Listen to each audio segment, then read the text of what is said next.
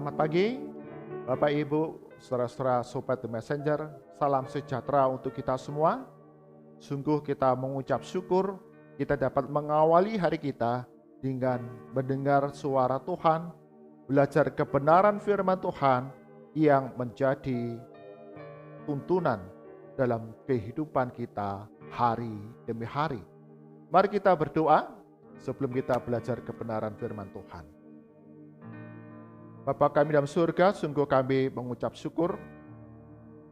Engkau sungguh Allah yang baik, yang memberikan kepada kami rahmat yang baru pagi hari ini. Engkau berkati sepanjang hari ini yang akan kami kerjakan, kami lakukan. Firman Tuhan yang kami renungkan pagi hari ini boleh menjadi rema dalam kehidupan kami, menjadi tuntunan dalam segala perilaku kami hari ini. Berkati kami semua bersama-sama Bread of Life. Kami akan belajar kebenaran firman Tuhan. Kami yang lemah, terbatas, Tuhan Yesus berikan pertolongan kepada kami semua sebagai pelaku firman Tuhan yang setia. Di dalam nama Tuhan Yesus kami berdoa. Amin. Bagian firman Tuhan dari perenungan kita pada pagi hari ini diambil dari kitab Roma pasal yang ke-5 ayat yang ke-6 hingga yang ke-11. Kitab Roma pasal 5 ayat 6 hingga ke-11, demikian firman Tuhan. Karena waktu kita masih lemah, Kristus telah mati untuk kita, orang-orang durhaka, pada waktu yang ditentukan oleh Allah. Sebab tidak mudah seorang mau mati untuk orang yang benar, tetapi mungkin untuk orang yang baik ada orang yang berani mati. Akan tetapi Allah menunjukkan kasih-Nya kepada kita oleh karena Kristus telah mati untuk kita ketika kita masih berdosa. Lebih-lebih karena kita sekarang telah dibenarkan oleh darah-Nya, kita pasti akan diselamatkan dari murka Allah.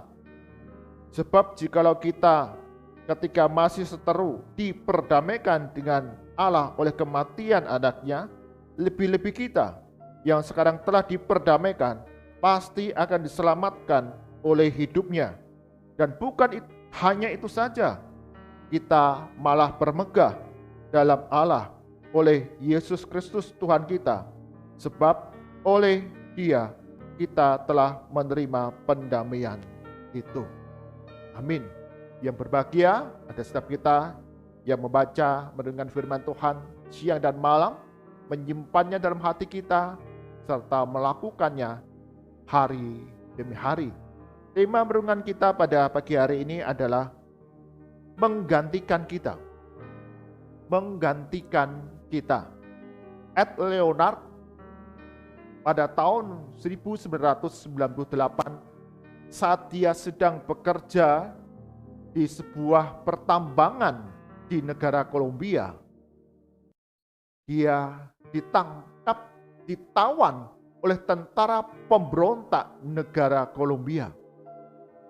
Ed Leonard hanyalah seorang karyawan di dalam perusahaan pertambangan itu. Tapi ketika dia sedang bekerja, dia ditangkap, ditawan oleh tentara pemberontak dan meminta tebusan dengan harga yang sangat mahal kepada negara Kolombia, kepada perusahaan di mana dia bekerja, dan kepada negara Kanada, negara asal dari perusahaan pertambangan itu. Dan yang menarik, Bapak Ibu Saudara yang terkasih Tuhan Yesus, sang pemilik perusahaan Norbert Reinhardt, dia datang ke markas tentara pemberontak untuk menggantikan ad leornat sebagai tawanan tentara pemberontak. Tindakan ini sungguh mengagetkan. Tindakan ini ada sesuatu yang tidak terduga. Banyak orang berpikir pemilik perusahaan ini, Norbert Reinhardt, pasti akan menebus karyawannya.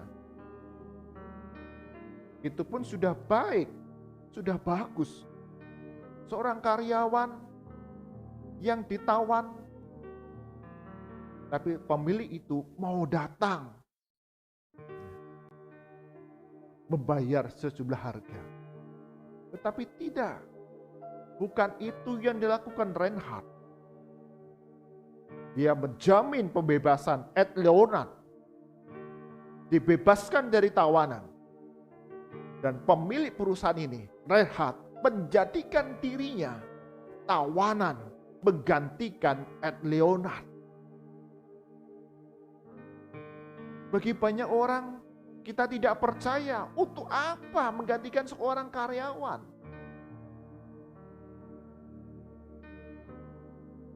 Tapi Reinhardt, dia menggantikan karyawannya Leonard menjadi tawanan tentara pemberontak. Reinhardt ditawan selama 94 hari untuk akhirnya dibebaskan melalui negosiasi antara pemerintah negara Kolombia dengan tentara pemberontak.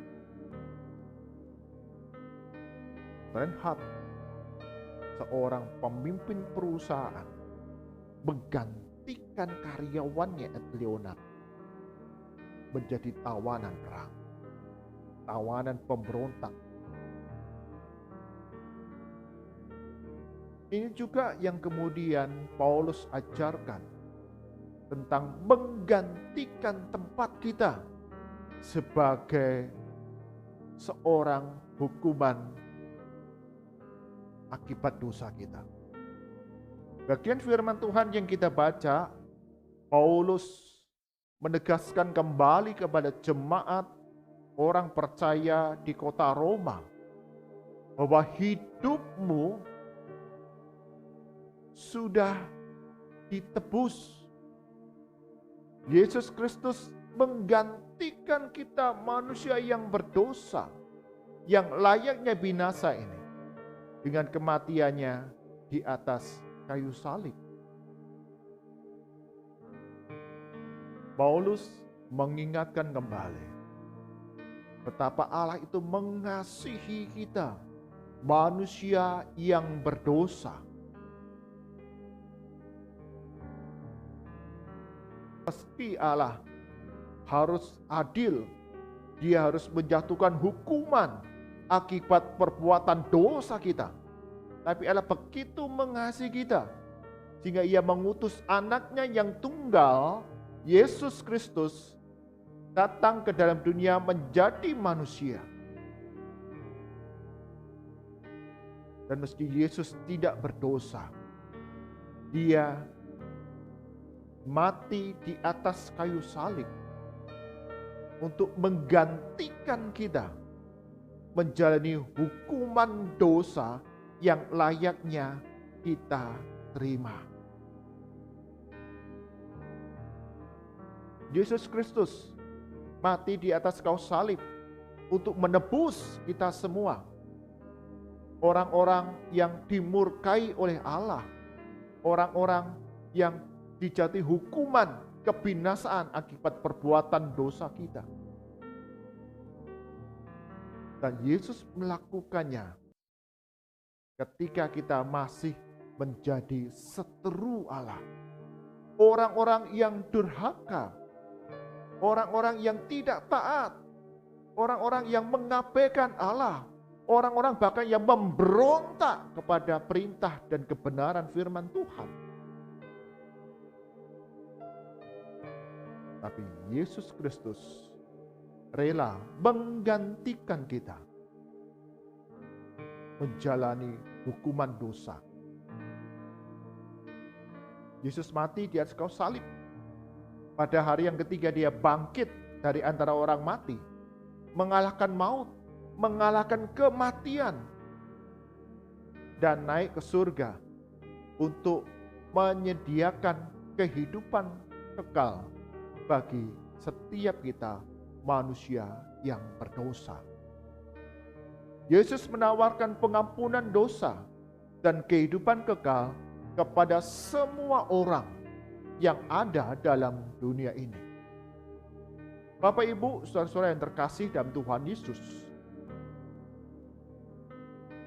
Yesus sudah menjalankan rancangan keselamatan yang Allah kerjakan, Allah rencanakan, siapkan bagi kita manusia yang berdosa. Kita yang dikatakan tidak berdaya, kita yang lemah, kita yang harusnya binasain. Tapi karya keselamatan Yesus Kristus membawa pengampunan dosa dan kehidupan kekal.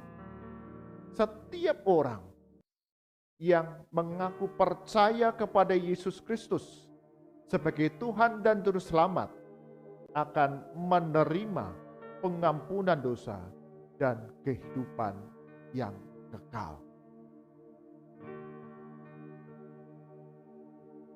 Banyak orang mengetahui fakta kebenaran ini. Fakta bahwa Yesus disalib, fakta bahwa Yesus bangkit, fakta bahwa Yesus naik ke surga. Tahu tentang Yesus. Tetapi tahu tentang Yesus, tahu tentang fakta peristiwa ini, tidak mendatangkan keselamatan, tidak mendatangkan pengampunan dosa, dan kehidupan yang kekal. Tetapi setiap orang yang mengaku dirinya orang berdosa, yang mengaku bahwa dirinya ini adalah orang-orang yang melanggar perintah dan kehendak Tuhan, tidak berdaya, dan kemudian mengundang, menerima Yesus Kristus masuk ke dalam hatinya, mengakui Yesus sebagai Tuhan dan Juru Selamat dalam kehidupannya, maka dia akan diselamatkan. Paulus menegaskan, setiap orang yang mengaku percaya di dalam hatinya dan mengaku dengan mulutnya bahwa Yesus adalah Juru Selamat, maka dia akan diselamatkan. Jadi ada satu pengenalan akan Yesus Kristus yang mendatangkan keselamatan. Satu hari seorang pendeta, dia sedang mengadakan kebaktian kebangunan rohani. Setelah dia berkhotbah dengan berapi-api, berkobar-kobar, mengabarkan Yesus sebagai Juru Selamat yang membawamu kepada kehidupan kekal, masuk ke surga. Selesai berkhotbah, pendeta ini kemudian bertanya kepada jemaat yang hadir pada saat itu, saudara-saudara, apakah saudara-saudara ingin masuk ke surga? Bagi saudara-saudara yang mau rindu untuk masuk ke surga, silakan berdiri. Semua orang yang hadir bangkit berdiri. Mereka mau, ingin masuk ke surga. Tapi pendeta ini melihat ada seorang pria yang duduk di depan, yang sedang terkantuk-kantuk, dia tetap duduk di kursi. Pendeta ini kemudian bertanya langsung kepada bapak ini, "Bapak, mengapa engkau tidak berdiri? Apakah kamu tidak mau ke surga?" Bapak ini yang terkantuk-kantuk, dia menjawab, "Oh, tentu saja saya mau." "Lalu mengapa engkau tidak berdiri?" Bapak ini kemudian jawab, "Apakah perginya sekarang, Pak?" Bapak ini tahu Yesus Kristus adalah Juru Selamat. yang akan membawanya masuk dalam kerajaan surga. Tapi Bapak ini merasa tidak perlu sekarang, nanti saja. Setiap kali kita menjumpai orang-orang seperti ini, ketika diundang untuk ke gereja, diundang untuk terima Tuhan Yesus, mengatakan, aku masih banyak dosa, nanti saja kalau hidup saya lebih baik. Bahkan ada seorang bapak yang pernah kami layani, ketika ditantang untuk terima Tuhan Yesus sebagai juru selamat, dia mengatakan, nanti kalau umur saya sudah 75 tahun. Padahal saat itu usianya untuk mencapai usia itu masih butuh 3-4 tahun. Dan kita tidak pernah tahu akhir hidup kita. Dan setiap kita yang tahu tentang Yesus Kristus, tapi tidak mengundang Yesus untuk masuk dalam hati kita, mengaku Yesus sebagai Tuhan dan Juru Selamat dalam kehidupan kita dengan sepenuh hati, dengan mulut kita, maka kita tidak mendapatkan pengampunan dosa dan kehidupan kekal. Yesus mati di atas kayu salib menggantikan kita menjalani hukuman dosa. Maka dikatakan diperdamaikan dengan Allah. Kita bukan lagi orang yang dimurkai oleh Allah, tetapi orang-orang yang benar, di mana Tuhan Allah kita Dia akan memelihara kehidupan kita hari lepas hari. Bapak Ibu, saudara-saudara sobat The Messenger, kita diselamatkan karena mengenal Yesus Kristus, bukan karena tahu tentang Yesus, tapi mengenalnya secara pribadi, mengundangnya secara pribadi, karena kita tahu Yesus sudah menggantikan kita menjalani hukuman dosa. Dia bangkit, dia naik ke surga, memberikan pengampunan dosa dan kehidupan kekal bagi kita yang percaya kepadanya. Amin. Mari kita berdoa. Bapa kami dalam surga, sungguh kami mengucap syukur betapa besar kasih-Mu kepada kami, sehingga mengutus anak-Mu yang tunggal, Yesus Kristus, datang ke dalam dunia menjadi manusia, bahkan rela mati di atas kayu salib menggantikan kami semua, manusia yang berdosa, yang layak binasa ini, di atas kayu salib. Tapi Yesus bangkit pada hari yang ketiga, mengalahkan kuasa maut, dan naik ke surga untuk menyediakan kehidupan kekal bagi kami yang menurut iman percaya kepada Yesus Kristus.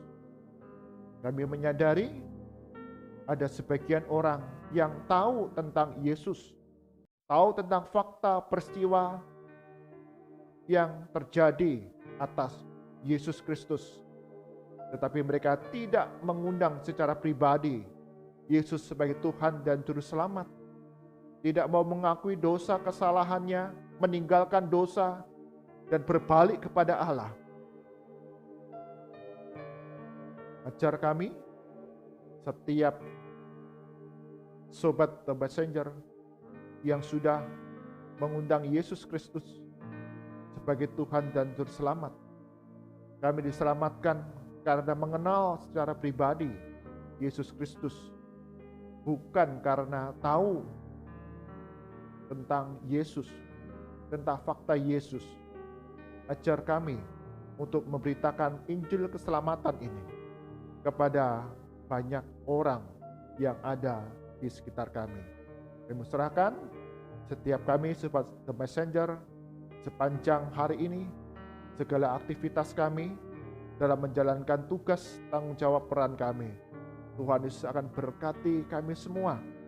Kami dapat melayankan kasih, kami dapat memberitakan Injil Kristus kepada orang-orang yang kami jumpai. Berkati keluarga-keluarga kami, untuk orang tua kami, saudara kami, anak kami, kerabat kami dalam keluarga. Engkau lindungi, Engkau jagai, ada keselamatan, kesehatan, penghiburan, kekuatan yang dilimpahkan.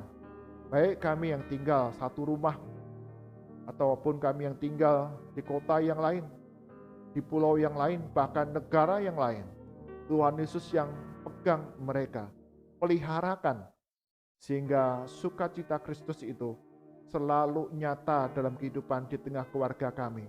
Meski kami terpisah dengan jarak yang jauh, tapi kuasa Kristus, Yesus Kristus, selalu menyertai langkah kehidupan anggota keluarga kami semua.